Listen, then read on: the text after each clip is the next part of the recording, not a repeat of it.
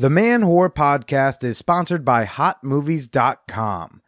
Try out some ethical paid-for porn for free with none of those hidden fees or secret recurring subscriptions when you sign up at HotMovies.com/bonus and use the promo code MANWHORE. Now let's get to the show.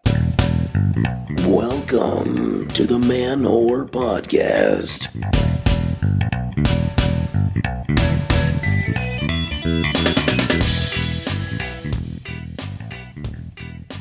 Happy Pride Month to all my trans beauties, bi visibles, queer sexuals, and homo sapiens. This is Billy Procida, and you're listening to the Man Whore Podcast. How y'all doing? Welcome to the show if you're new. Welcome back if you're not. I am your host, comedian Billy Procida. If you are unfamiliar with my show, this is a podcast where I typically talk to women I've hooked up with about sex, dating, and why we didn't work out. However, this week's special guest is not one of my former flames, although I have seen her G-spot up close and personal. Tell you more about that in a bit. Madison Young is on the podcast this week, everybody. Madison Young. Oh my gosh, are y'all in for a treat? What a superstar she is. But before we get to Madison, you know what it's time for. You know what we're going to do. Show dates, people. Show dates. All right, Connecticut. This Saturday, June 9th, I'm going to be at Comics at Mohegan Sun on the 4:30 p.m. show. It's very important, just the 4:30 show. Rockland County, New York, June 16th. I'll be at Levity Live over in West Nyack doing the Late Late Show.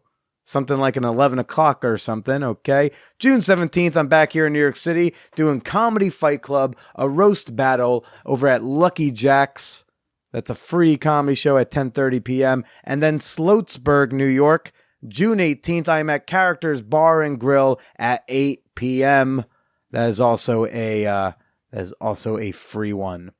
The best way to stay up to date with any man-or-related news and my whereabouts is to get on the mailing list, everybody. Get on that mailing list. Head on over to manwhorepod.com. You scroll on down to the bottom if you're on mobile. You go to the right-hand side if you're on desktop. There's a nice little sign-up window, and that's how you stay up to date with all the latest Man Whore Podcast news. Such news as I'm recording this intro right now 52 minutes before I turn 29 years old. Yup. By the time you hear this, my birthday will have come and passed, and I hope it was a good one. I've got not terribly much planned. I know I'm going to wake up and go for a run in the morning. I'm going to host my depressing Tuesday afternoon open mic. Find somewhere to go write a little bit. I don't know, maybe buy myself a steak. Who knows, right? The most important show dates of all, everybody, as we all know, are August 3rd through August 5th. Man Whore Con Round 2 is upon us. Oh, fuck, I am so excited. Man Whore Con is now less than 2 months away. We got nearly 30 fan whores coming from all over the country and Canada to hang out with yours truly and meet each other. Oh, and I'm so excited. You can still go ahead and get your weekend pass for $95 over at manwhorepod.com/tickets.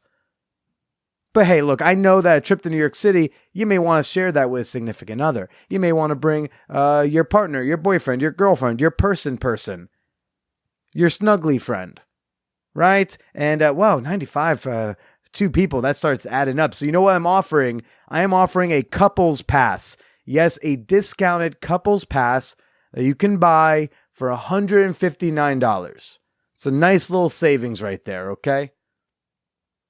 You'll see that. You don't have to enter any special codes. You just go to manwhorepod.com/tickets. You'll see the option there next to the regular weekend passes. And look, I know couples privilege is out there, so I don't want to alienate my poly peoples. If you're a part of a triad, shoot me an email. I'll set something up for you. Okay? Cool. manwhorepod.com/tickets. Man Whore Con's gonna be, as I think the cool kids say, lit as fuck? Something like that. Another announcement. Ooh, boy, announcements, guys. This week's intro, announcement heavy. The Fan Whore Fantasy Football League is back. Oh, yeah. Every year of this podcast, we have done a fantasy football league just with us fan whores and yours truly. No big deal, but I won the league last year. If anybody wants to try to knock me off, okay. If you're interested in joining the Fan Whore Fantasy Football League, shoot me an email. Okay, the buy-in is $30. We do 10 to 12 teams. It's a half-point PPR league. If you want more details, just shoot me an email. You know the drill. But we're going to start recruiting now. Now for your emails, people, your emails. I've gotten some just randomly kind, nice words. Thank you to those of you who send those in. Because, I need them. It's, sometimes the haters get me down, and knowing that there are people who do appreciate what's going on here really helps.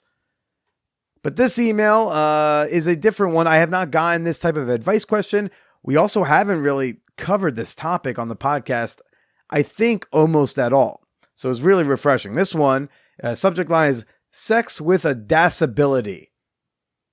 And I'm not sure if disability is on purpose, and that's like a slang term that disabled folks use, or if it was just a typo, possibly because of the disability. Either way, it's all good, buddy. It's all good. We're going to call this fella A. A writes, "Hey, Billy, love the podcast and been a member of your Patreon for about 8 months now. The bonus episodes have been amazing to listen to. I copied the manual stimulation tips Jay Taylor showed you in that bonus episode, and my girlfriend loved it. Seriously hot. I wanted to shoot you an email regarding sex when one of the adults has a disability. I don't think it's something that is really discussed. I'm of half decent health, but I suffer from cystic fibrosis. This means I can easily get out of breath if I'm doing the hard work. The easy solution in the past has been to let my female partner take the lead and do the hard work. But with some past partners, that's resulted in a boring sex life, and I'm looking to switch it up. I also hate being seen as lazy. I love going down on women, but just struggle sometimes to fuck women for long periods. Any ideas? All the best, A." Well, I am, this is definitely outside of the realm of my fake expertise. So much so that I'm almost uncomfortable even attempting to answer this one. I actually know nothing here. But I was like, hey, I want to help this dude out. There's no reason why we can't get him some help. So I sought the assistance of a friend of mine on the internet. Her name is Leandra Vane. She goes by The Unlaced Librarian on the interwebs. She is an erotic romance writer, but also suffers from a disability herself and has written on the topic. So I asked her to answer this question for me. So I'm going to go ahead and play some feedback, some advice from Leandra Vane. Hello, I am Leandra Vane, and on the internet at least, I am known as the Unlaced Librarian. I've been a sex writer since 2013. I pull from my experiences in BDSM and kink, open relationships, and disability. I was born with a birth defect called lipomyelomeningocele, and what that means for me today is that I live with nerve damage. I can't feel about half of my body. I have chronic nerve pain. I walk with leg braces, and I also have a chronic condition with my kidneys that causes lots of issues like fatigue and digestive issues and other things that I have to live with on a daily basis. And this definitely impacts my sex life, and this is definitely a common thing with people who have disabilities, chronic conditions, other health issues, is stamina in a sexual encounter. When sexual encounters take a lot of physical effort. And even though I do live with these chronic conditions and they do impact my stamina and my strength, it hasn't stopped me from having an active sex life. However, I do have to be very active in my in the way that I approach sexuality. I have to do things and I have to make sure everything is kind of in order before I have a sexual encounter. So before I have any sexual encounter, I have to check my body and see what's going on and do things in order for me to be comfortable, experience more pleasure, be more active and aware during the encounter for my partner, things like that. So it's almost like doing a flight check. You have to check these things that are going on before you have an encounter. But the great thing about this is that you can sort of evaluate the situation and you can do things that are going to set you up for a more successful encounter. So for me, those things include things like I need to go to the bathroom before I have sex. I need to make sure I have not eaten anything before I had sex.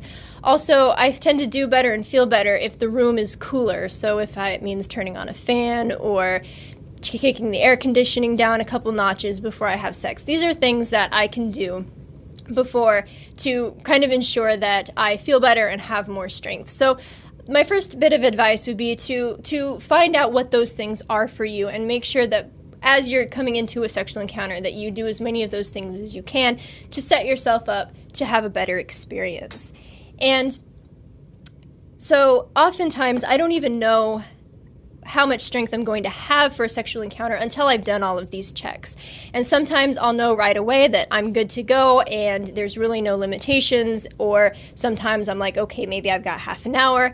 And sometimes, I'll see what's going on with my body, check in, and I'll say, babe, I am willing and I am enthusiastic, but I've got 5 minutes to give. That's what we have.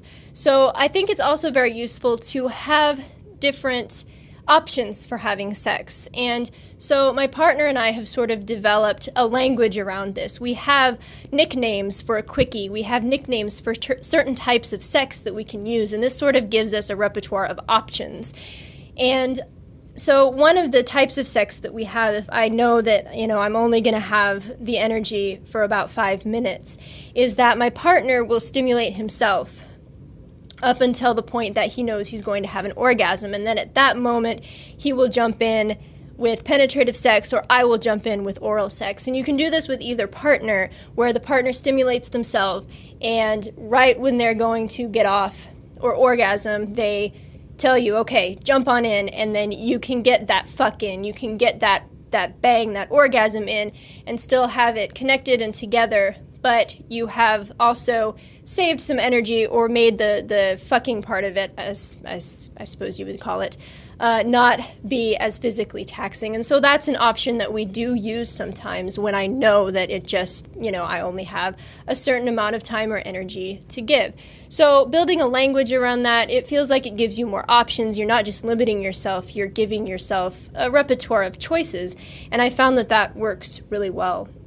But ultimately, if you want to show effort, and what you said there about I don't want to be seen as lazy hits home very much for me, because sometimes when I'm so tired, I'm fatigued, I'm in pain, it's hard for me to initiate sex, it's hard for me to act enthusiastic, even though I want sex, it's just hard for me to, put all of that on the back burner, put all of that aside to shine through while we're having sex. And so in order to show your partner that you are enthusiastic, you are willing, you are putting forth effort, is to make it about the experience. There are definitely things that you can do to set up an ambiance. Candles, music. If you can incorporate things like scents or tastes, if that's something you and your partner are able to do. The art of seduction, it goes a long way in showing effort, in showing these things before you even have the sexual encounter, leading up to that sexual encounter. Bring in a love note, bring in some dirty talk, something like that, to really show that you have thought about this encounter, you're putting together this experience before you even begin. Ladies, we've got lingerie, but lingerie is not just for ladies. If it doesn't wear you out too much, dress up a little bit. Show your partner that this is a presentation and that you're really putting forth the effort and the enthusiasm into that. The other thing that you can do is really, during your sexual encounter, broaden your perspectives. There's so much we can learn from kink and BDSM. A lot of people have this misconception that BDSM or kink, it's just all about chains and whips and heavy, heavy pain. and very physically taxing things, and it's not. There's a lot that can be gained from power control, from mindfuck scenes, from sensation play that don't incorporate a lot of effort. A blindfold and a couple props like some ice cubes or a piece of lace can go a long way for really revving your partner up, building that suspense, building that physical interaction with them, and the partner that's topping or using those things on the other partner is not using a lot of energy or effort in order to do that. Another fun thing that you can do is you got to get creative. A scavenger hunt can be really fun, and you can take turns with your partner if your partner is really playful. So like the first step that they have is maybe a card, and on the back they can write something that really turns them on or something they would like to try. And then the next station is going to be a sex toy, and they have to use it on themselves for at least 2 minutes before they move on. So then by the time they get to you, they're already revved up, they're already ready to go, and maybe that physical time where you're having sexual intercourse won't maybe last as long, but will still be really intense. And you can take turns and you can play with it. As long as you and your partner are having fun and communicating, I mean, the sky is the limit. So these are just a few things that I would advise you to try, have fun, and, get creative. Also, another great resource for sex and disability is the Hot Octopuss blog. Octopus is spelled with 2 S's, Octopuss, hotoctopus.com. They are a sex toy company, but their blog has a lot of great guest posts about sex and disability and different kind of things that you can do. But don't be afraid to look into it. This is definitely something that happens with a lot of people. You are not alone, and I encourage you to look into as much things as you possibly can. At any rate, I will hand it back over, but that has been my advice. I wish you all the best, and I hope that you are really grateful and can share the pleasure and fun that you have with your partner sexually going forward. Once again, my name is Leandra Vane. You can find me on Twitter. I tweet at Leandra_Vane. You can check out my blog, theunlacedlibrarian.blogspot.com. My most recent book is a nonfiction sexuality memoir / self-help book called Thinking Myself Off: Fetish, Fantasy, and My Erotic Imagination. And it's all about incorporating sexual fantasy and erotic media and fetishes and kinky thoughts into our lives. And I'm really proud of that book. So if you would like to, please check it out. But once again, that's who I am, and I wish you all the best going forward. And thank you again to Leandra for sharing that insight on something Billy definitely knows nothing about. Oh gosh, just try to imagine what type of advice I would have given the guy. I don't know, dude. Like, drink some extra Gatorade. I don't know what to tell you. Thanks again to Leandra Vane. Go check her out on the interwebs. And now it's time for a new segment we'll be doing every week on this show for about the next 6 months or so. Very excited to be working with them. Hotmovies.com sponsoring this podcast. Hey, no more annoying ad reads in the middle of your show, interrupting what was otherwise an awesome conversation, right? Cool. We're going to be doing this wonderful fun segment called Did You Know? We're going to share some fun facts about the porn industry you may or may not have previously known. But first, I want to say thank you to hotmovies.com for their generous sponsorship of the Man Or podcast, and I hope you all go and check out their site. If you don't know what Hot Movies is, hotmovies.com is a pay-per-minute site where you buy a cluster of minutes and you just watch any of this porn. Like, they have just, you know how there's like a lot of porn on these like tube sites that we're not supposed to use, but then we go, but that's where all the porn is. No. Hotmovies.com kind of seems to have all the porn. I have yet to not find something I wanted in their vast database of like hundreds of thousands of films. And to all my bi boy listeners, my gay babies, right? Or my queer chicks or people or whatever. Yeah, they got the queer stuff too.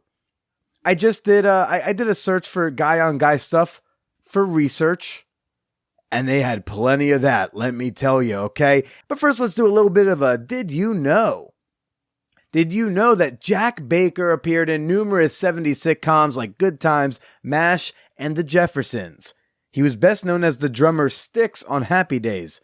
In 1984, he crossed over to adult movies, appearing in classics like Marilyn Chambers' Private Fantasies, New Wave Hookers, and The Devil and Miss Jones, only volumes 3 and 4.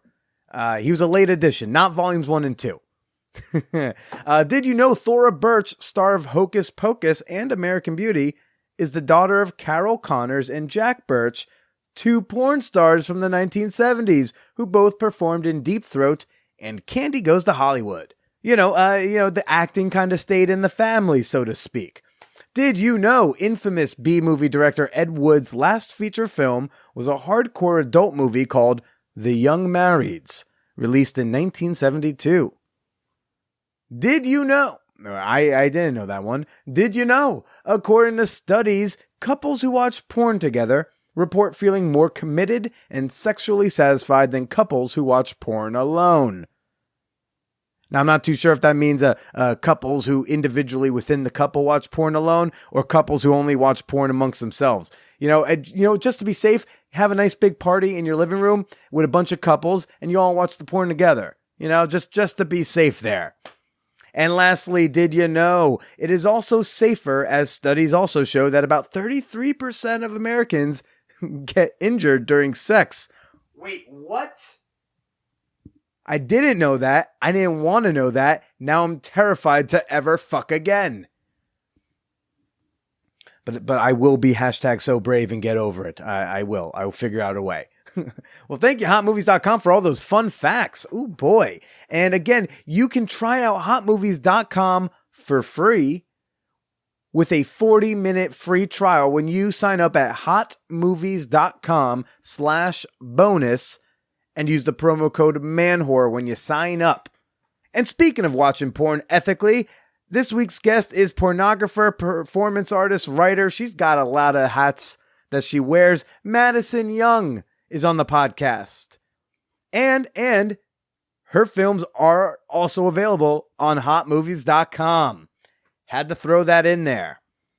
Madison Young is just a gem of a human being who exists in this world.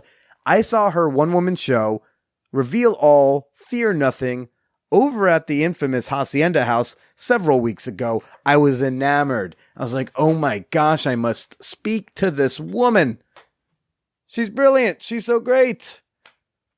It was a really cool show, and I'm so glad that she was able to make time while she was in town to chat with me. We talked about, mainstream porn first, feminist porn, Escape in Ohio, and why she removed anal fisting from her show. Personally, I think it's a good move. Maybe some of y'all disagree. I don't know. Let's go ahead and get to my conversation with the infamous Madison Young. Too much about that sound, but I'm usually more worried about volume because I naturally am too loud. Last night I was staying over a partner's house and I'm just casually talking in what I think is a normal voice. And even whether it's the first day at the bar or last night just laying in bed chatting, she's like, "You're talking really loud." I was like, You're projecting in the living room. I was like, "I'm so sorry. I'm very used to performative voice." But yours seems to be quite fine. Yeah. But I am here right now with Madison Young, a Jill of all trades, it seems to be. I feel like, do you want to do your own rundown of titles?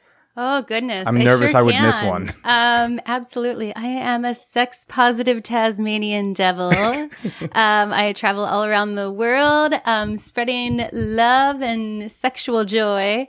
I am a certified sex educator, an author of 3 books, a feminist pornographer who's directed 44 erotic films, a feminist porn star. I've performed in over 500 different films and shoots. And I'm also touring around the country doing my own one-woman show. Performer, performance artist. Yeah, I do a lot of different things. A lot of things. I sometimes ask some people like you or like Milka Halili. I'll be like, I don't want to miss one. And sometimes I'm nervous to be like, they're going to be like, I'm also a midwife. So you forgot the midwife thing.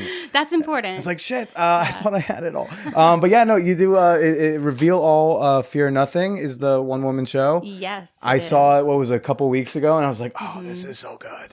I actually got 2 Madison Young showings in one month because of the Craigslist show. Yes, that was a lot of fun too over at the Museum of Sex. Yeah, that was a fantastic time. I accidentally watched one of your films. Okay. It's one of those things where you Accidentally. Yeah, well, accidentally. And like I was on like this website, hotmovies.com. They sponsor the show. So I'm perusing and I was like, I sometimes like some of the more feminist porn, like a Crash Pad series type thing, which you were great in Super Freak. Oh, that was so fun. Such a memorable film. One of those ones where I'm glad you brought your library card because I'm checking you out. It's that Super Freak is one of the things where it's like, yeah, I'm done. I am, for my purposes, done after 15 minutes, but I'm sticking around. I'm watching the movie. I got some popcorn. I'm like, I want to see where this goes. Totally. I feel like that's the whole point as an erotic filmmaker, is to make a compelling film that really delves into sexuality, but that is a compelling film at the end of the day. Yeah. And I like that whole genre for a lot of the reasons you explained in the show, just how like, like we're enjoying it more. Like a lot of these are sometimes more real orgasms and things like that. So I click on the real L word, San Francisco. Why not? And then I'm like, wait a second, is that Madison Young? Oh, what a surprise. She's on the schedule, but okay, cool. This is going to be a thing now. I don't normally always watch the work of the porn people I chat with beforehand. Yeah. So fun times. Yeah, definitely. So what do you want to explain do you care to explain the difference between, say, mainstream porn and feminist porn, that like you explained in the show? Sure. So feminist porn, it's a bit hard to completely identify when you see it. However, there are a few major elements that you find in most feminist porn, and that's authenticity. It's a documentation of authenticity. It also is a film that why different feminist porn looks different is because it's about the individual. It's not about what the viewer wants to see. So for one individual, for them, what might be really hot is experiencing a blow bang with the people that they want to have a blow bang with, and like while they're flying from a trapeze or whatever it is, right?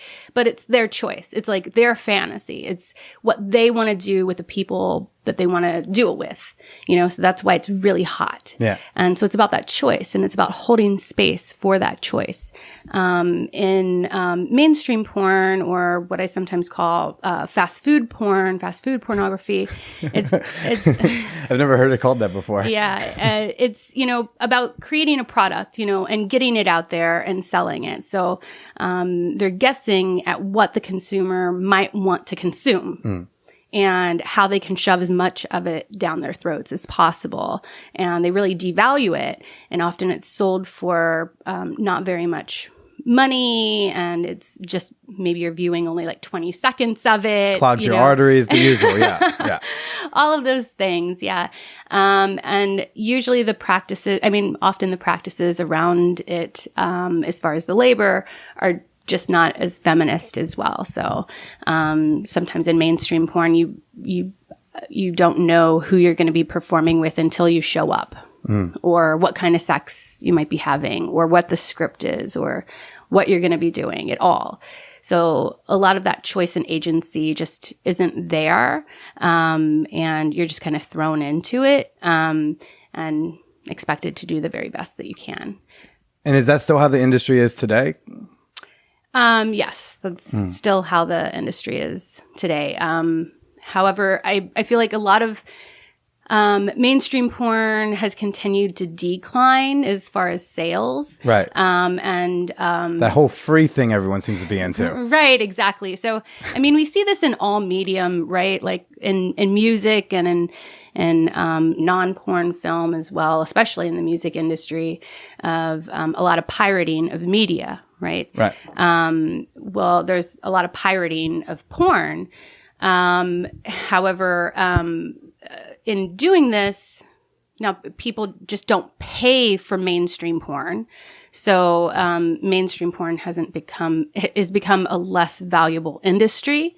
And that's actually created more space for indie porn filmmakers and feminist porn makers and, trans filmmakers, queer porn, and those filmmakers are making films that people want to view, and kind of cultivating this new audience, like that couples want to watch together, or that you want to see out at an erotic film festival, or it's like people that wouldn't necessarily always be watching porn are now like, hey, I want to watch this because I really love films by Madison Young or by Shine Louise Houston or Jennifer Lyon Bell, But how are they knowing to tap into that world? Like, are you saying that through the pirating, the quality of those films goes down, and because the quality goes down, they're searching elsewhere? Yes. Okay. Yeah, they're searching elsewhere. Because that's how I got there. I feel like a lot of people are very dissatisfied, and they're like, what is the terminology? What are the search terms for me to find what I actually want to find? Like, I want a blow bang scene, but I want to watch like a good blow bang scene. Exactly. Yeah. And I think that sometimes people, there have been a handful of us, like I have done a lot of work in mainstream porn. And I think sometimes people find me in mainstream porn and then they search out other work I've done and they find feminist porn and they're like, oh, and that leads them down this road. And there have been other, like Tristan Taramino has done an incredible job with working within the mainstream porn industry and creating really feminist, ethical porn within the mainstream porn industry. How'd she do that? By working with, originally I think she was writing for Hustler. She's a sex educator, and she pitched, I think she first worked maybe for Evil Angel, like her first directing. Film. Mm-hmm. Yeah. And then she worked for Vivid, and she just kind of came in with her own ideas and her sex educator background and feminist ethos and was really good at pitching films and made those connections. And I think maybe one of the first ones she did for Vivid was Chemistry, which was really cool. It was like just putting porn stars in a house together. They were all still mainstream porn performers, but the idea was that none of the porn performers are told that they need to have sex with each other. Like they can choose. The real world. Yeah, it was. It was Sure. the real world. Maybe a little less. porn. Maybe a little less But more alcohol. graphic. Yeah. Okay. More graphic, less alcohol. I would hope. Less alcohol, exactly. But they had their own cams too. So there was like, there was a videographer, but the porn performers got to choose who they were going to perform with. And there were extra scenes that happened, and if they wanted to, they'd pick up the camera and do different things. So again, it was this shift, right? It was taking like the faces that people were familiar with, and even the same LA porn houses, like the same couch. Exactly. I'm convinced there's only 3 couches in the porn industry. There's definitely like some of the same porn houses that are circulated around and around. You don't want to go in there with a black light. Yeah.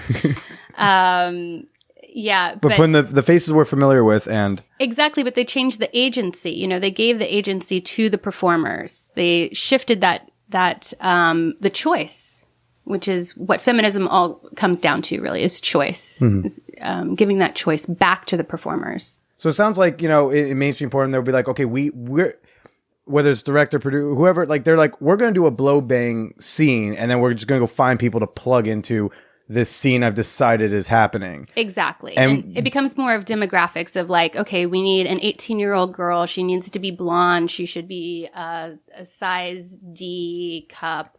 She should be around 5'4". She needs to be cool with double anal, whatever. Like those are the things they're looking at, rather than being like, okay, I really want to work with this performer because I think they're super interesting and I like their politics and their ethos. Why don't I reach out to them and see if they'd be interested in being in this film and see what kind of scene they might be interested in doing. And then so whether or not you, Madison Young, want to like shoot a blow bang scene is irrelevant.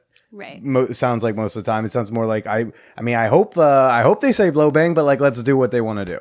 Right, exactly. That seems fun. And do you notice genuinely like I mean, look, I don't know how to look at act. I don't know. A lot of us are always looking at the acting sometimes. Sometimes we get a little lost in whatever we're doing here with our lubes. But, do you notice like a genuine difference like in their faces when they're doing the mainstream scene versus like a scene they wanted to do? Absolutely. I mean, I think that now, I mean, I binaries suck, just Sure. like, I think the idea of always doing like feminist porn versus mainstream porn can be problematic, in the same way that any binary kind of conversation can. So you're not trying to be like, oh, this is our team versus them. Right, Okay. exactly. Because I mean, I've performed in mainstream porn and I've definitely had lots of orgasms. But I think like as I said in the performance piece or in my play that, I had to really strongly come into mainstream porn with my own feminist ethos and be like, no, I'm having a real orgasm. And I'm going to aggressively communicate to you what to do to my body, or I will do it so that I'm having an enjoyable time. And in feminist porn, it's like you're facilitating that space that helps someone along in having awesome sex, rather than, I'm in this really, really difficult kind of space that's not comfortable, but I'm still going to have as great of a time as I possibly can. And like I said, there are awesome, awesome people like Tristan Taormino, and even the whole Vivid Alt movement as well that came out of... What's Vivid Alt?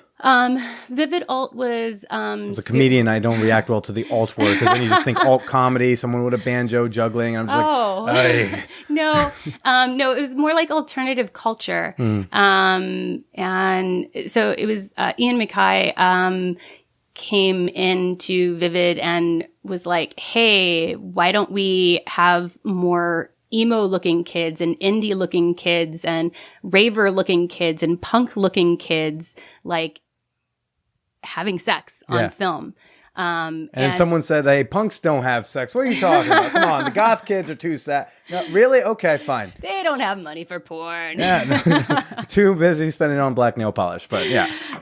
So he created, he brought in all of these performers that were more representative of those cultures and really gave a voice to a different kind of porn as well through Vivid, which I think was, and a lot of really amazing pornographers came out of that.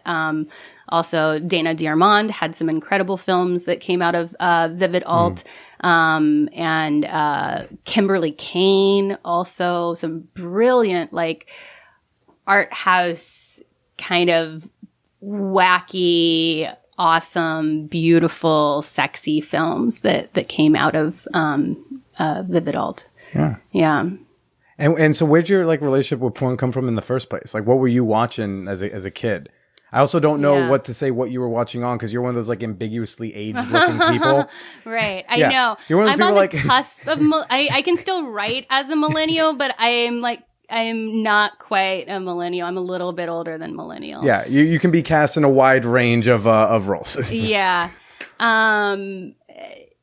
Yeah, I did not grow up with the internet. Okay. So, I was more of a magazine girl. So, Penthouse was probably one of my first, going into the porn store and being very shy, asking for Penthouse magazine. You went into the store? Mm-hmm. Oh my. So like you weren't getting porn until you were like an adult? Yeah. Okay. Yeah. Not like as a kid? Yeah, no, not as a kid. I definitely grew up in a very like sexually repressive, sex negative kind of Southern Ohio. Not super sex positive there. So part of what motivated me to do the work that I do is to create that safe space for people to express who they are as sexual beings and their sexual identity, and to not feel alone in the world. Because I felt really alone in the world. And I was told by everyone around me that my body and sex and sexuality were all very shameful. I got told by Facebook last week your body was being told. That is very true. Some things, I mean, the fight continues. I got banned for 4 days on Facebook. The fight continues. Definitely. Okay, so this one... You cost me 4 days of not having arguments on the internet. How dare you, Madison Young? Oh, I'm sorry. It's hard for me too. And I was posting actually on Instagram, and I was being very careful to crop out my nipple. Yeah. And I posted the image, and then all of a sudden, after I posted it, I realized that my pussy is right there. I didn't even notice because I was so concerned about the nipple that I didn't even notice that my pussy is like there. The way they treat nipples, though, you'd think that they actually do find this to be more outrageous. It's so I weird. Immediately, I was like, oh no, I have to like re-edit. Here, let me see. Let's take that down. I had with Instagram, I sure, do you mind me showing you a vaguely graphic photo? Oh, It's no, not of go me. ahead. So I had this woman, Jay Taylor, on the podcast, which it's very interesting. You say like, when you like talk to someone you want to work with, you're like interested in their politics because, I got thrown a political loop after I had recorded with her where it was like, oh man, this is, a conflict. I found out she's a hardened Trump supporter. Oh, My fingers have already been inside her. I feel like I'm done. It's too late. I can't change my mind on her. That's so weird.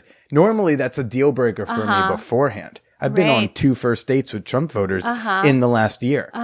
Don't know how that happens, gosh. right? Wow. So we do this thing. So we're doing during the episode, she's trying to describe like fingering techniques, and she just is.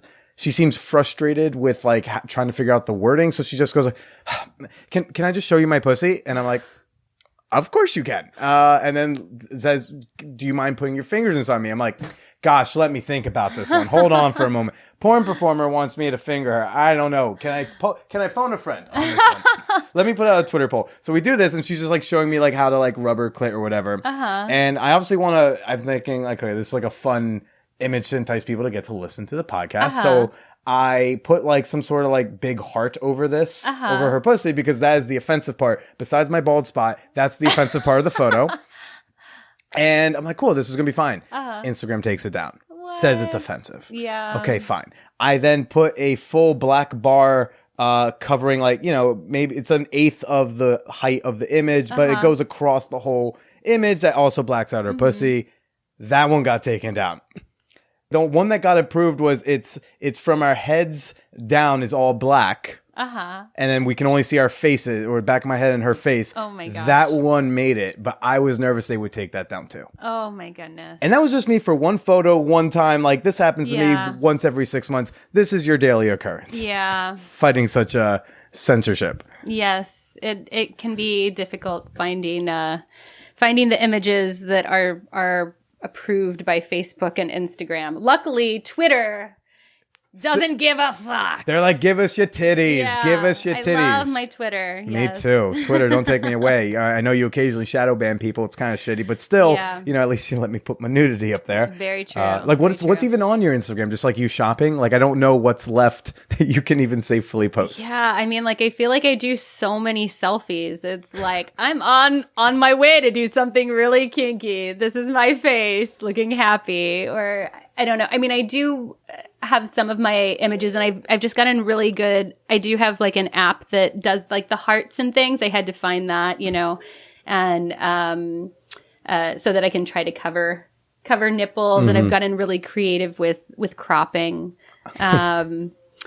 And I mean, and there are certain scenes in the show where I'm clothed. So there's a few. There's limited, but there's some. Yeah. So it's just being creative. Yeah. Do you feel like, since so much of your life, I mean, again, what am I saying so much of your life? I don't fucking know. I don't know what you do in your daily day-to-day. I never wear clothing. I'm naked all the time. I don't know. I don't want to assume like, all your whole day is just fucking and shooting porn and this, that, and kinky stuff. But like, do you feel like part of that is like censoring your life?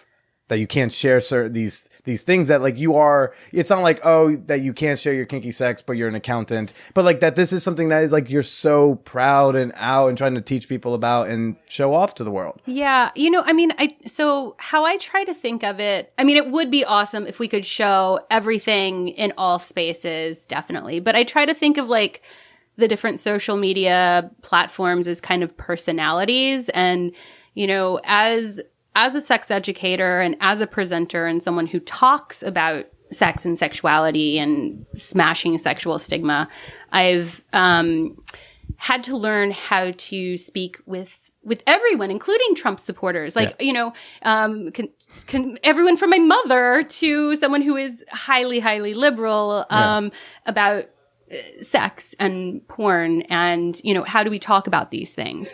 So, and so I try to think about the platforms like that too, of, you know, on Facebook, it's more like I'm talking about sexuality to my mother. You know, like I'm not going to be posting my porn images on there. Instead, I'm posting my images of me talking at Yale, you know, and or speaking engagements or, you know, images That's that your are a corporate little bit look.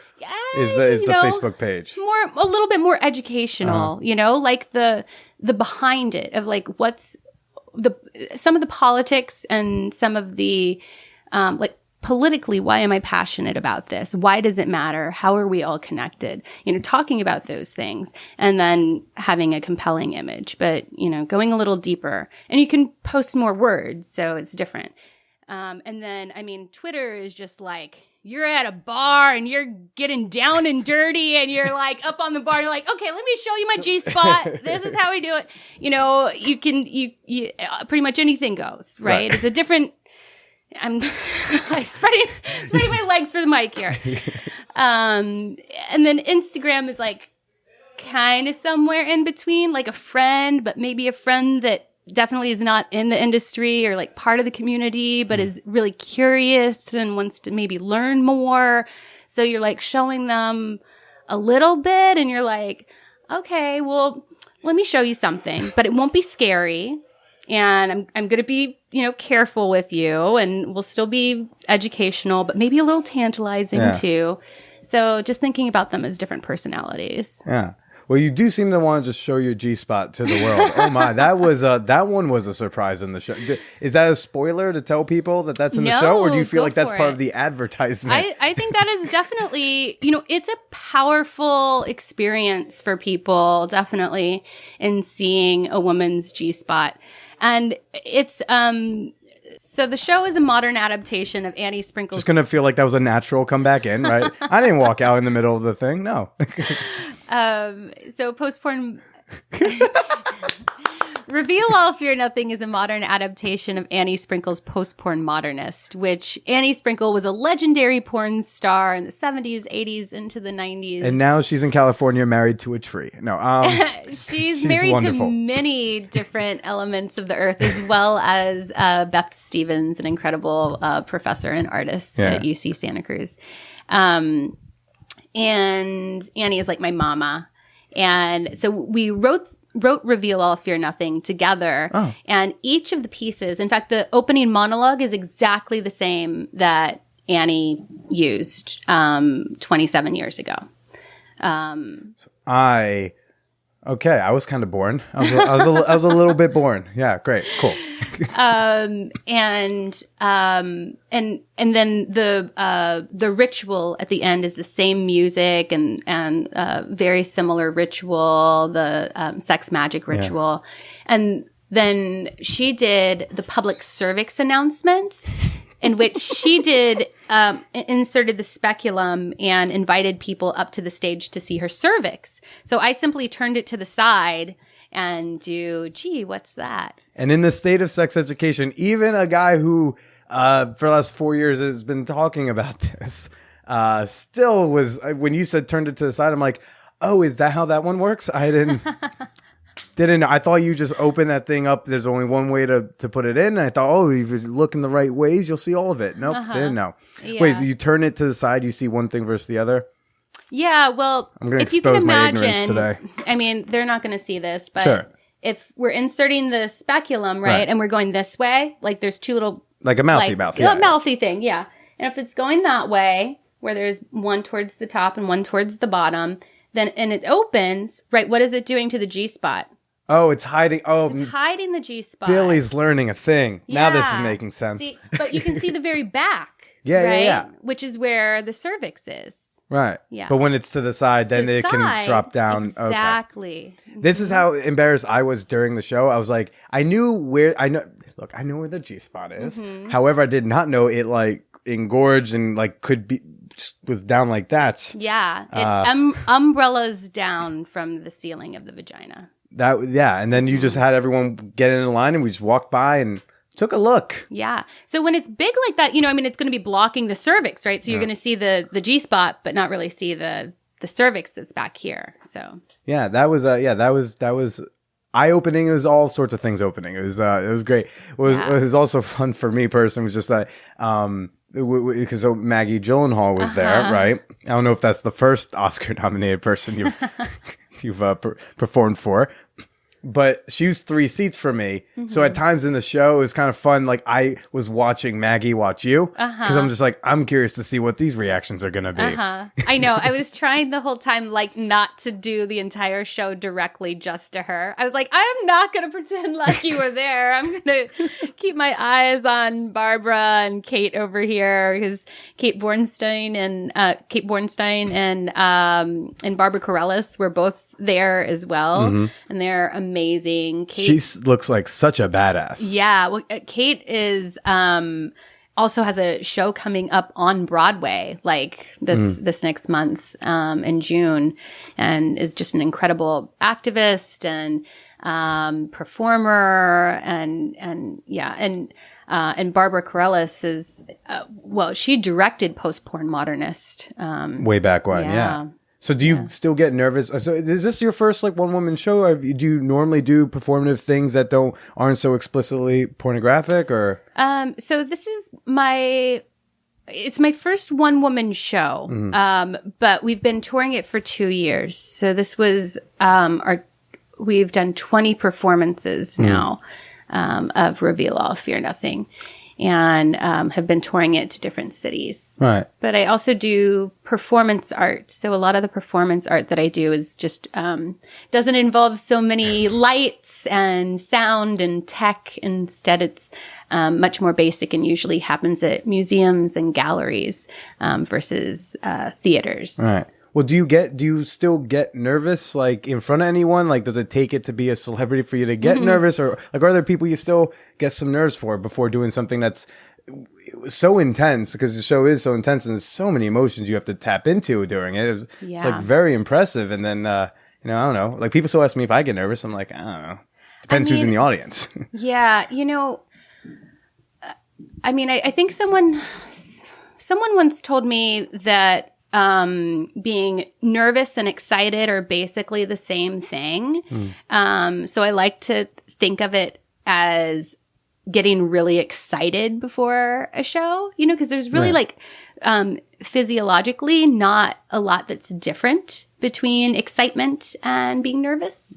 So if you shift your perception to it being excited, so I try to use that energy, and have different calming rituals that I do. But yeah, I feel like every night before I do the show, that it's like being at the top of a roller coaster. But once you start, it's like there's no one else out there. It's me and 2 hours and an audience.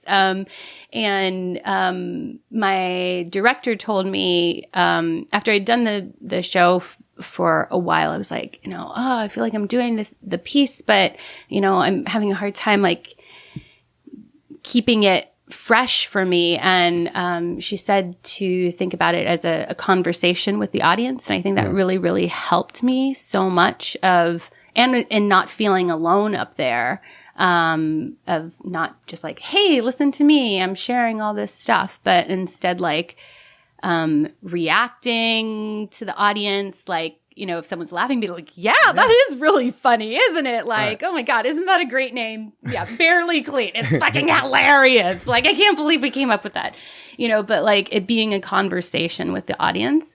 So I think that really helps too. And if I feel nervous at all, it's a very physical play. And I think that when you're doing something very physical, that a lot of the nervous energy or excitement energy just kind of goes in your body. and energizes your body. You know what I mean? Well, the masturbation portions of the show probably help with that at least a little bit. Yeah, I mean, it's a really physical show. So that's the way really to say helps. it. Really physical. I like it. It is. I mean, like, you know, with the tough parts and with the joyous parts, it's like I'm dancing across the stage with dildos and I'm thrashing as I'm hearing, you know, slanderous things called out to me, and I'm opening my legs and inviting people in and having sex magic rituals. And, you know, it's a very physical show. And I've experienced cuts, bruises, it's a physical show. Well, you say cuts and you brought out that knife and I was like, please no, please don't say you're going to do no one said there was going to be blood play during this. Why? I was very relieved that didn't happen, but I was very nervous. It's a very, very dull. I mean, it's like 30 years. Well, I thought it was going to be like an sharpened. on purpose like part of the show. And it was like, no. She said no ritual. bloodletting. I was like, hell no. But you do tap into some serious things there, and you, what is it like to tap into old trauma for entertainment purposes on a stage, night in and night out? Like I saw Hamilton, and they came out and they said Javier Munoz.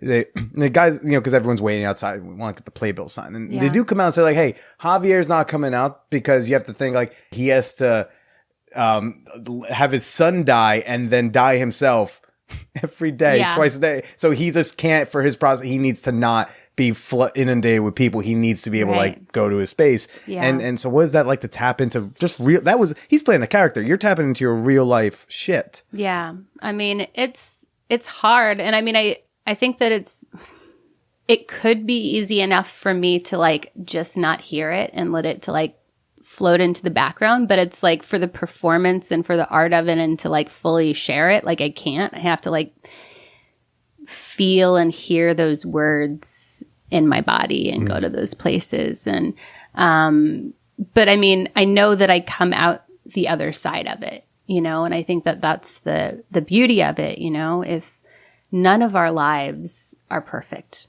none of us go through life without scars, without getting banged around. If not, we're simply not living, you know. We haven't fully put ourselves out there if we haven't gotten hurt. And I think that that's one of the powerful things about this show, is that it shows a humanity and a complexity of that connects all of us, you know, that all of us have challenges. All of us have heard things that have hurt us, and we process that pain and we get to the other side of it. And I think that's the important thing.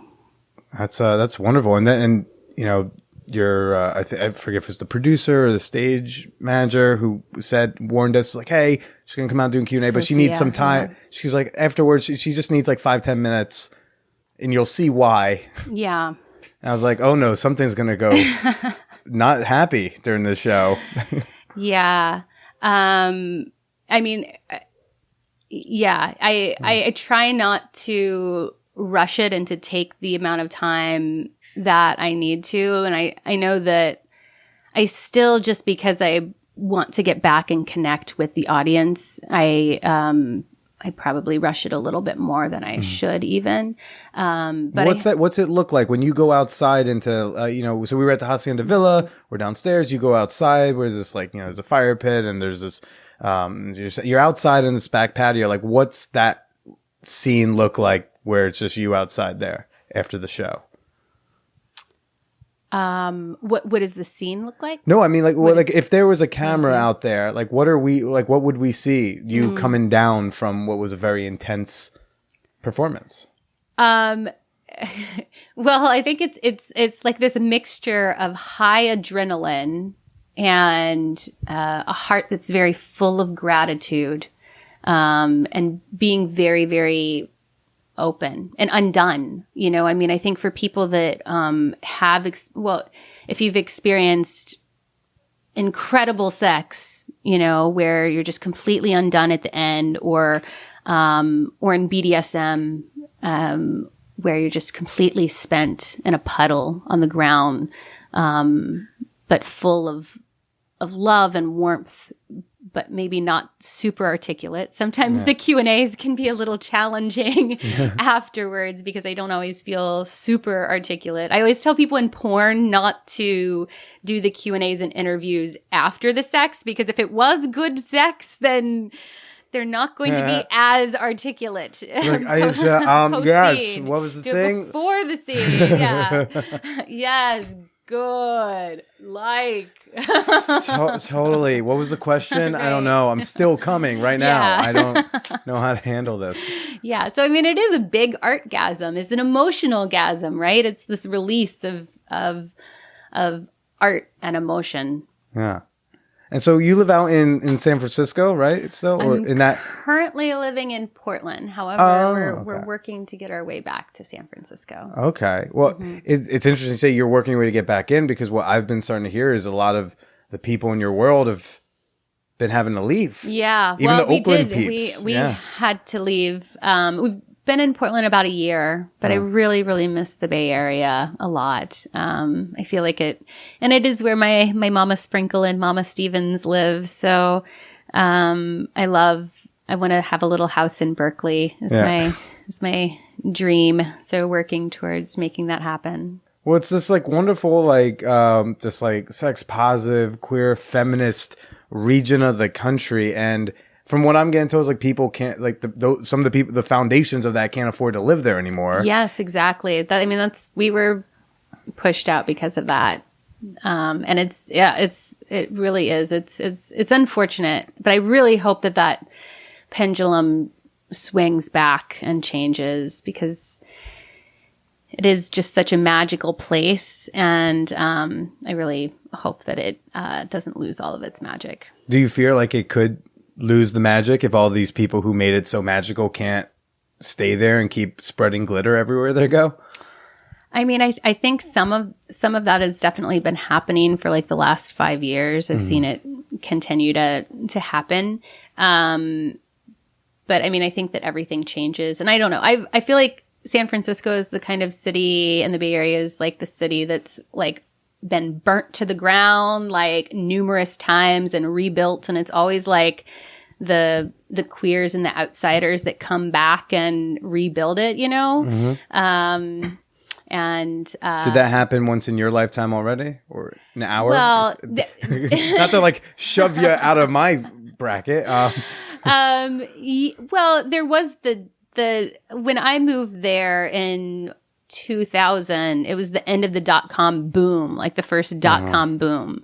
And so there had been this big influx and people had moved out and prices were still quite high, but then things leveled off and it continued to flourish. But then probably about 2010, a lot of the queer arts organizations, including Feminipotens, simply couldn't afford spaces there any longer.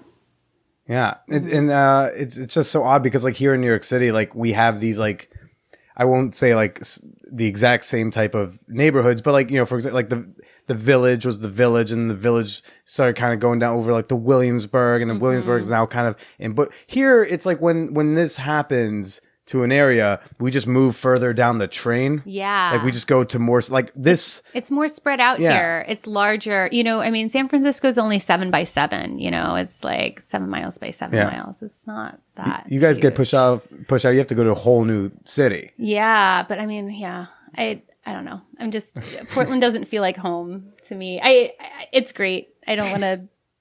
It's fine. I love you, Portland. No, I'm not saying anything. Yeah, no, we hear great things. You know, there's lots of flannel. I hear people are nice. It's kind of weird because I can't tell like who's camping and who's homeless. But like, hey, you do you, boo boo. You know. But you know, there is definitely a different magic to San Francisco that I've in the limited times I've been. I love to fortunate be enough near to the go. ocean too, and I can't. You know, New York is probably like my second favorite city in the world, but We'll take it. We'll take it. but I can't deal with the winters. You know, like I'm too much of a baby around that. When you went in 2000, was that did you go to LA first for porn and then San Francisco, or? No, I was moving from the Midwest. And what the fuck was that like? Because I Midwest? grew up in North Jersey, went to boarding school in Connecticut, and then I came to New York City at 18 and never left. But I was also I grew up over on the 40 minutes from Times Square. I do not know what it's like to live in a place like Ohio, which I have driven through and gotten gas at many times. Yeah. But I don't know what the fuck that's like. And then go into San Francisco. Yeah. Especially as like a young queer woman. Oh my gosh. Do so. I mean, it was super magical. It was so amazing. I mean, in Ohio, there was just a lot of isolation. It was growing up around people that I didn't see who I am reflected around me at all. And I didn't even know who I was, but I knew that I was different from the people around me. And I was very attracted to the arts. And I made a deal with my parents that if I got straight A's my freshman and sophomore year, that they'd allow me to audition for SCPA, the School for Creative and Performing Arts in downtown Cincinnati. And so I did. I had a 4.0 my first 2 years of high school. And so they were forced to let me go audition in the big bad city of Cincinnati. Forced. It's like, oh no, we're parents. We can break promises to our kids. We didn't think it would happen. Oops. That would have been really shitty. That would have been me. That would have been horrible. But I auditioned, got in, and I went to school there my junior and senior year, which was amazing. And with my friends there in my senior year, after graduating senior year, we took a trip to San Francisco. And it was with 3 other kids that were a little bit younger than me. I was 17. There was a 16, 15, and 14-year-old. And we were all queer. That's a movie. Yes. Bunch of teenagers just heading out of Ohio, driving on out to San Francisco. What wacky adventures will they get up to? The 14 and 15-year-old, their dad had business there. And so me and my other friend, our parents felt like it was safe enough because there was a parent kind of there. You just sound like just a wonderful ragtag group of misfits, though, type like they recruit each other walking down the train tracks. Yeah. So I mean, we got there, and I mean, we just started to cry when we walked into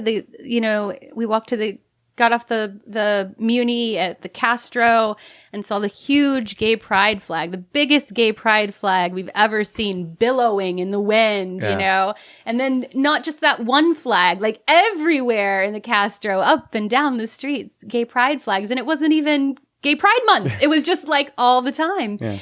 And everyone, it was amazing to see same-sex couples walking down the street and kissing and holding hands and just having normal lives.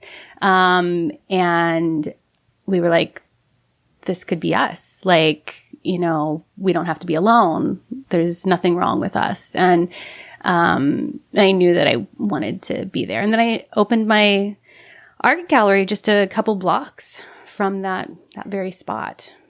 That's beautiful. Yeah. But is that a real conversation that happens when you look at each other and go like, oh, this can be us? Or is that an internal dialogue in your head? I think we more just had our jaws dropped to the ground, and we sat at a diner right there called Orphan Andy's, and we couldn't get into any of the bars. We had horrible fake IDs that we got, and we attempted to get into the gay bars, but that did not work at all. I was the oldest and I looked the youngest. So we sat at the cafe and we just ate fries and just looked at all the couples, you know, we just looked at all the individuals, and people watched. Oh, in San Francisco, that is quite the city for people watching. That is, I think the Olympics of people watching are in San Francisco. There is a wide array of people out there. Yes, definitely. And you can be anyone you want to be. Yeah. I mean, that's why I came to New York, or that's why I stayed or came to New York. Yeah. That's what got me here. I've always been like a weird misfit. I've always been, different and loner. And I identify with the young queer kid in Ohio who doesn't have anyone else around him because like that's how I felt, even though that's not what I was. So similarly, I came to Village to go tour NYU, and it was like there's an energy here, and it's like I can start over here. Like this is where the good things are, and I don't know. I think that's always just a beautiful moment, like for an 18-year-old to just escape. Absolutely, yeah. Yeah. And it was that. I was definitely ready to leave. Well, that's just wonderful. That's beautiful. What time for the fan whore appreciation moment. All right. This is the part of the podcast where I like to thank a few of the members of my fan whore community on Patreon. Y'all are the people literally keeping my lights on, so thank you oh so very much for it. Thank you for showing your support, not just with your downloads, but with your $signs. Shout out to Bethany Arneson. Glad you're enjoying the Man Whore Podcast condoms. Between you and me, you're getting you've got one of the last few ones. I don't got many left of those. I've had those like for 4 years. Thank you for your support. Leslie Ramirez. Tell your hubby happy birthday from the Man Whore Boy. And finally, a big thank you to Peyton Naquin. Nakin.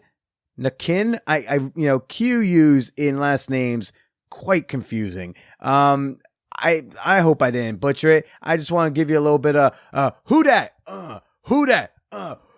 say they love the Man Whore Podcast. Thank you, buddy, for your membership. Much appreciated. And you too can become a member of our fan whore community for as little as $1 per month. That dollar gets you access to private fan whore communities on Facebook, gets you access to exclusive bonus episodes of the Man Whore Podcast, gets you a shout out here on the show, and oh so much more. All you gotta do is head on over to patreon.com/manwhorepodcast. That's Patreon, patreon.com/manwhorepodcast. It's a great way to support the show you love listening to every week. It's a great way to keep the internet bill paid. Now let's go ahead and wrap up with Madison Young. What are you excited for next? I know you're still touring the show, but what's something you haven't got? Is there a person you haven't shot with you want to shoot with? Is there a magical scene in your head you still haven't gotten to do? Is there is there a book that's not yet written? Like what's on the horizon?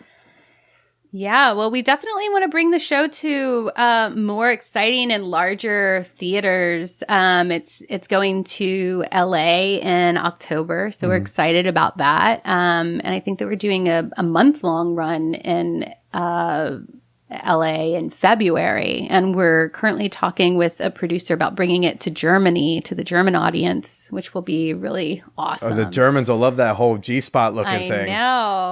They'll leave me like, there wasn't as much shit in the show as I would have preferred, but otherwise a good show. Well, it actually used to have a scene called Anal Awareness instead of the G-spot scene, and that involved a talking anus and me fisting my anus and releasing a milk enema into a bowl. But usually there was not shit in it. Wait, we're going to have to back up several steps here. Because one, I first thought you were talking about like Annie Sprinkle's version. No. Okay, cool. Let's continue to rewind. There was an anal fisting version, a scene in the show you're saying in place of the G-spot part. Yeah. And then we all just like, the supplies are starting to it's overhead we don't need, or... Well, it became, at first, the G-spot scene was like the alternate. It was like, if my tummy is feeling icky and I've done it too many times, then like, it's like, oh, I'm not, I've cleaned out like for so long and it just is not fully clean. I'm not feeling 100% on doing this on stage. But then it became like, I started getting nervous about it of like, okay, it would always happen during the intermission, because as you know, like the G-spot scene happens right as I get back from intermission. So we had to have a pretty long intermission for me to go and do all of the cleaning out, and I do it before the show, but then, douching as well, during the intermission. However, it became just too much of like a roll of the dice. Like, okay, is it going to be petunia or is it going to be anus? Is it going to be... Well, you didn't nickname the anus? You didn't... Yeah. Oh, I just called it anus. You just call it anus? Yeah.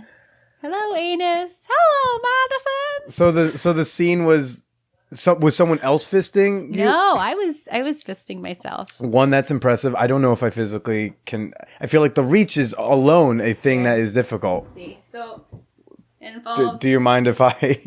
Sure. So Okay. You put one foot up, and then look how close we are. It's right there. Right, but that's such an awkward curve Not really. to get the whole. I feel like to get the fist in. Just goes right in. Okay. And then you would fist yourself. And I think then the most important question most people listening might be asking is, why? Why are we doing this? Well, that part is supposed to be like an educational element in which we're learning about a different part of the body. So with this one, we're learning about consent and the anus. So there was a conversation with the anus of, "Hi, anus, how are you doing tonight? May I touch you? How are you feeling? Would you like for me to stick my hand inside you? You would. Okay, great. Oh, Madison, I'm feeling so thirsty. Do you have anything for you? Yes, I happen to have a bottle right here for you. Oh, I'm just gonna drink it all up, Madison. Oh, gulp, gulp, gulp, gulp.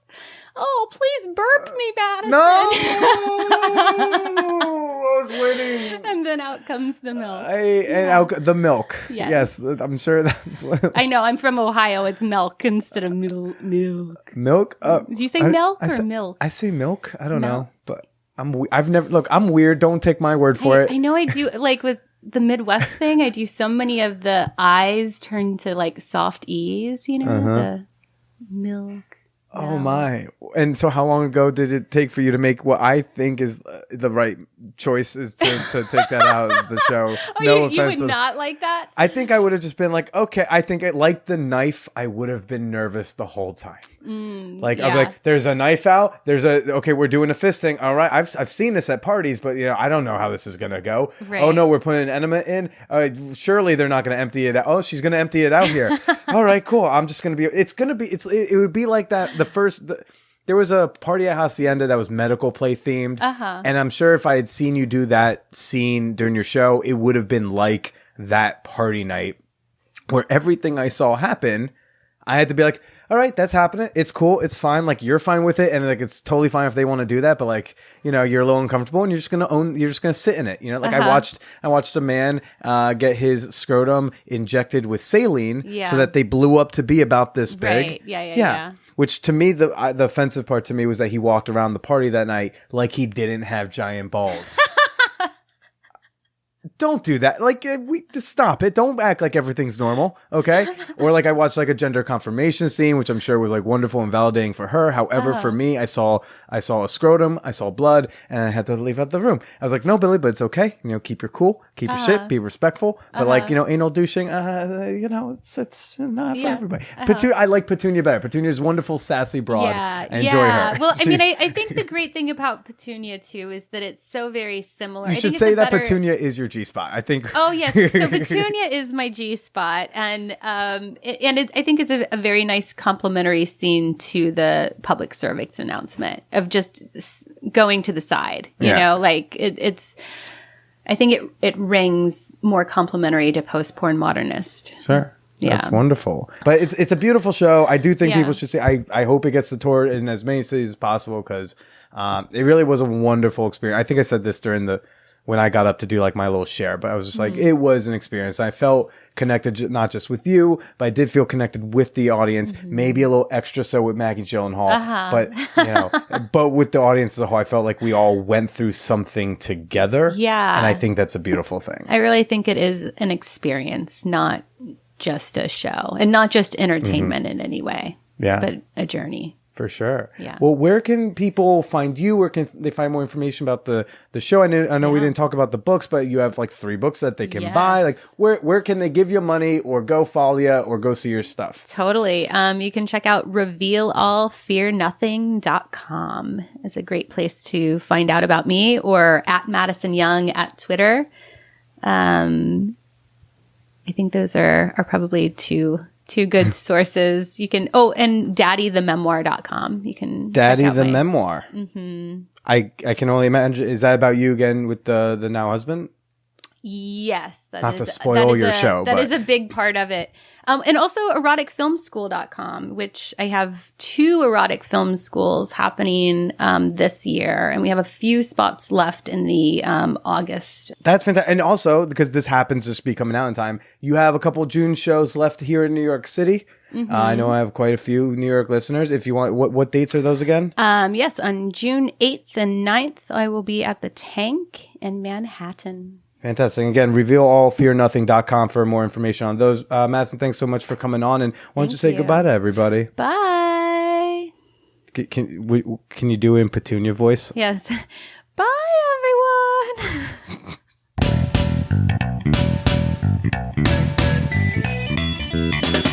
Please do go check out Madison Young on the interwebs, or hey, if she's touring in a city near you, go check her out in person. She's quite fantastic. I promise you won't regret. You won't regret it. Can I get some crumpets? You won't regret checking out Madison Young. I do tell you. I also want to say thank you again to Leandra Vane for helping out on that advice question earlier. Again, go check her out too on Twitter at Leandra Vane. And you can follow me on Twitter. I hope you do so already. I'm over there on Twitter and Instagram at TheBillyPresida. I hope you also like my fan page on Facebook. It's The Man Whore Podcast. Not Billy Presida. That's my private special space. I've got very few of those left. It's like Facebook in my butthole. That's all that's left to be private these days, you know? Go support our sponsor, hotmovies.com. Go ahead and get a 20-minute add-on to whatever package you sign up for at hotmovies.com/bonus and use the promo code MANWHORE when you sign up.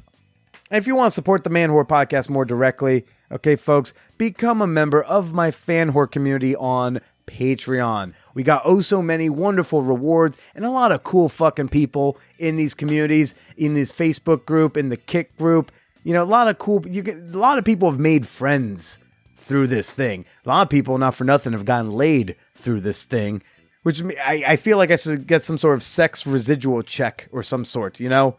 I feel like I should get titties or something every time you get laid because of my groups. Head on over to patreon.com/manwhorepodcast. Show some love, show your support for the show, and get some sweet rewards while you do it. Again, that's Patreon, patreon.com/manwhorepodcast. Oh, and as always, I like here, I forgot to say this before. Email me your comments, your questions, your birthday booby pictures over to manwhorepod@gmail.com. I forgot if I said that earlier, but I gotta remember to plug the email address. If you don't know the email address, I don't know what's wrong with you, but I'm supposed to remember to say manwhorepod@gmail.com. Cool, I've said it. Well, I did the things right. Social media, hot movies, love my sponsor, Patreon, email me stuff. It's 22 minutes till my birthday. I'm gonna try to get ready for it, and I'm excited to open this envelope I got here waiting for me from a dear friend, and I think that's good for me.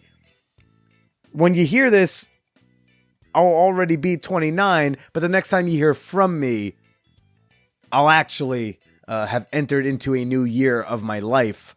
So, stay up, everybody. Enjoy yourselves. Stay slutty.